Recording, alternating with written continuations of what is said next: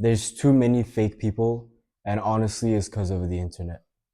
I gotta say, it's because of the internet. Just think about it. The Nike Tech YNs, the trad wives, the performative males, the old money aesthetic. I am so done. So they're all what I like to call this new phenomenon that's gaining more and more traction that isn't necessarily on the online space, but rather from the online space.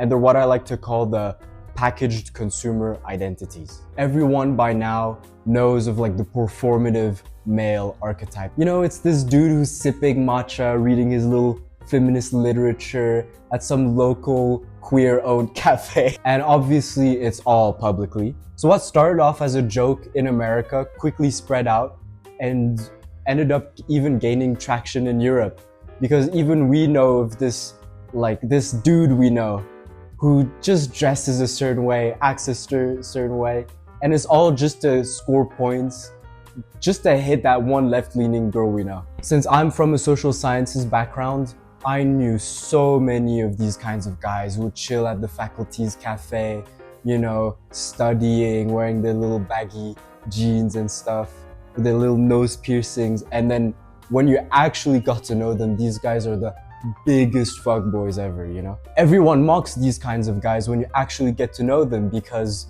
what's more laughable than being inauthentic for the sake of like getting sex? So it's absurd. Like, you wouldn't do it, and I wouldn't do it, right? Now, let's flip the script. So let's say you open Instagram. You see one of your friends posting a bottle of wine, a cigar, and a photo of himself in full formal attire, complete with a long coat and some leather gloves. And to add insult to injury, a repost about how Rockefeller was an unstoppable hustler, even though the guy was completely fucking mental. And all of that in the same day. You know who you are. So now we're moving away from the performative male's aesthetic and his little hunting grounds in the local cafe, and now we're going towards the old money or corporate suit and tie guy. But what is the link between the performative male and this like old money suit and tie guy? Because at the end of the day, the differences are massive. On the one hand, you have this like leftist pseudo-intellectual who's a feminist, academic, egalitarian, whilst the other one is like visibly right-wing coded. He espouses hierarchy both socially and aesthetically, since he tries to, you know, distinguish himself, but also materially, because it's not like his style is particularly cheap. And so this is where I want to get at. The key word here is distinguish. Both of these styles are completely performative. The thing is, neither of these two archetypes in and of themselves are performative, but the implications behind them when you actually interact them in the wild are pretty clear.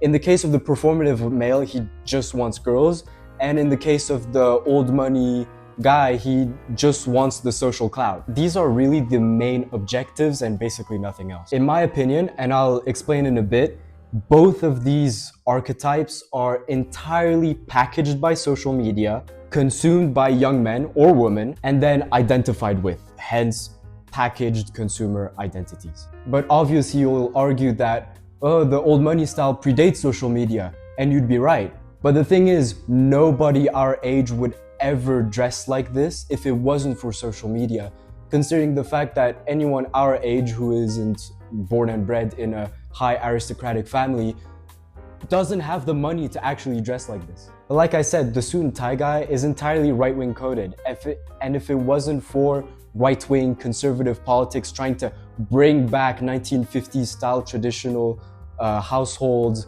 and customs, it just wouldn't really exist in our generation. Now, this isn't to say that it doesn't have style, but the point I'm trying to make is that the people who try to embody this stuff don't do it out of their own free will. It comes from this social media and political influence that is trying to get people to dress a certain way. And yes, presenting yourself in a nice way is good, but not if it comes at the price of your authenticity. And the funny thing is, people know what I'm already talking about.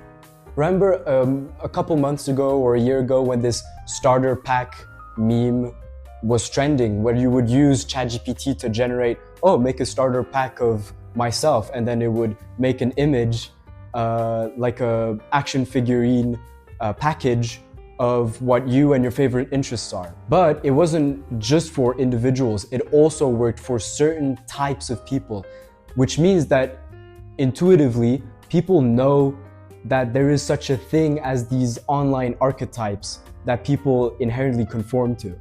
But you get my point. So online culture has produced these kinds of online archetypes, but with a consumer element to them. So of course they'll be complete with their own dressing style, their music tastes, even their own political opinions.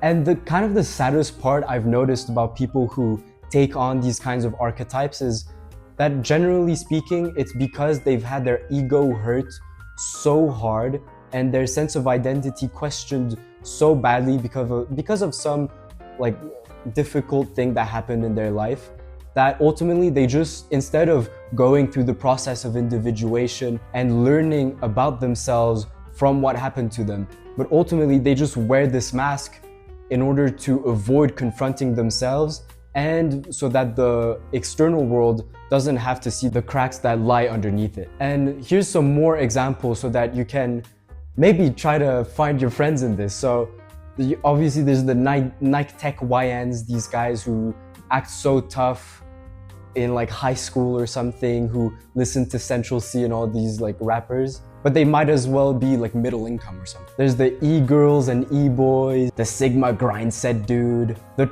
trad wife larper, this snaky BPD doll girl, and then there's the guy from the Balkans. And this isn't to attack any of these people, but if you genuinely heard one of these words and you were like, is he talking about me?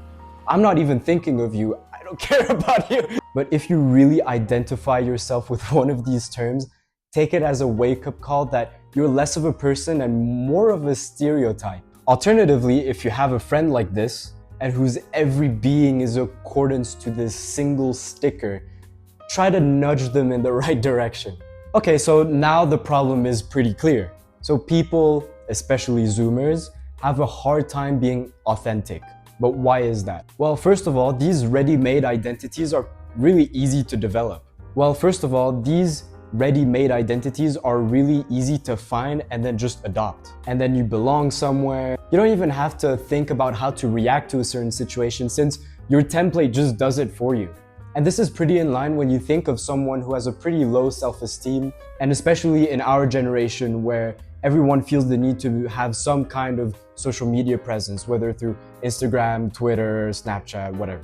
And with the increase of politicization due to a certain war in the Middle East, or a certain American political commentator getting lead poisoning, or Westerners protesting because they feel like they've lost a sense of identity, see the pattern.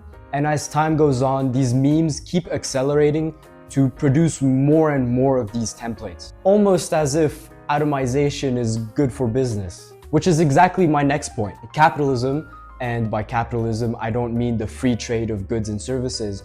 I mean the trend underlying the commodification of everything and anything just does what it does best. Now, identity is commodified.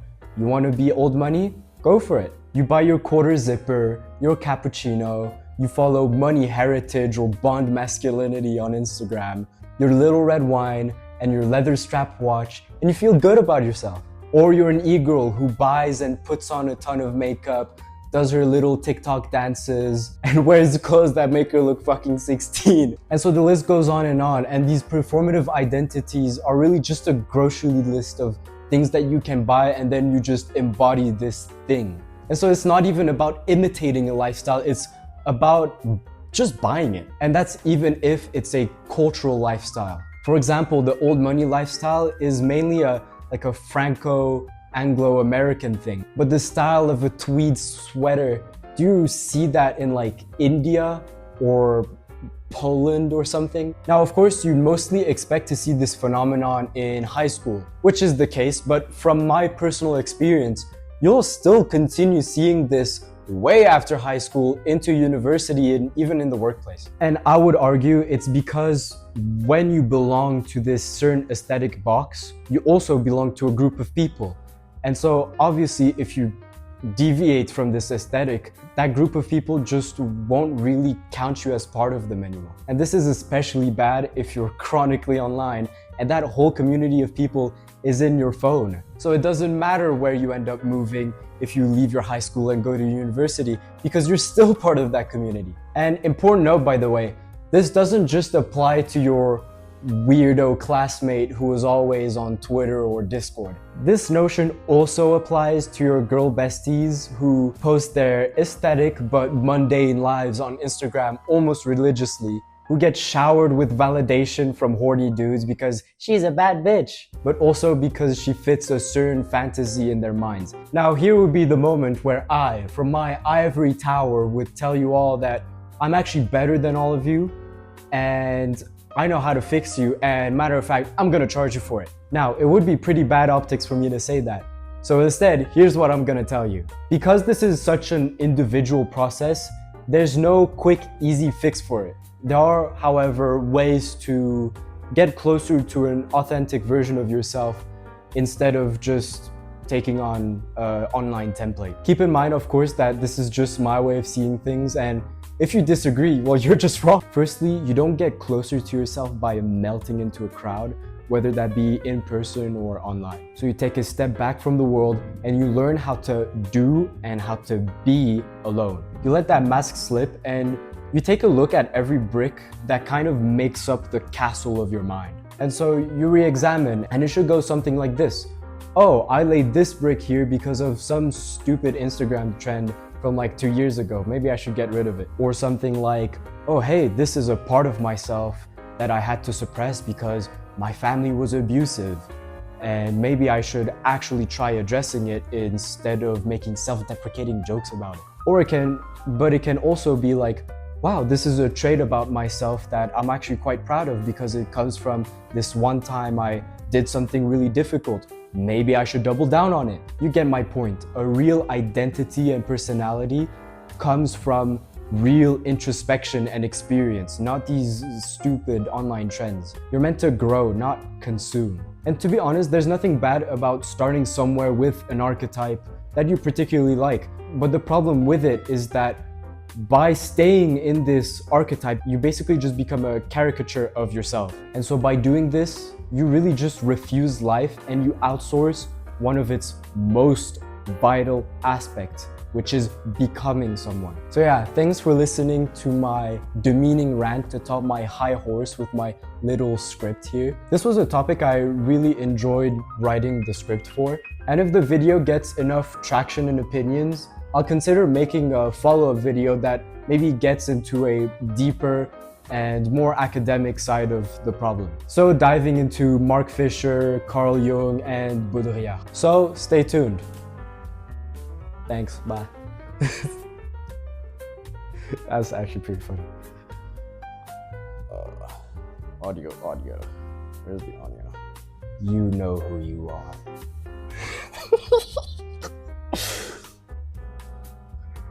I'm sorry, Petar. I'm so sorry. I just had to. It's so good. You're content. You're just content. Even us Europeans are in on it. What the fuck is this?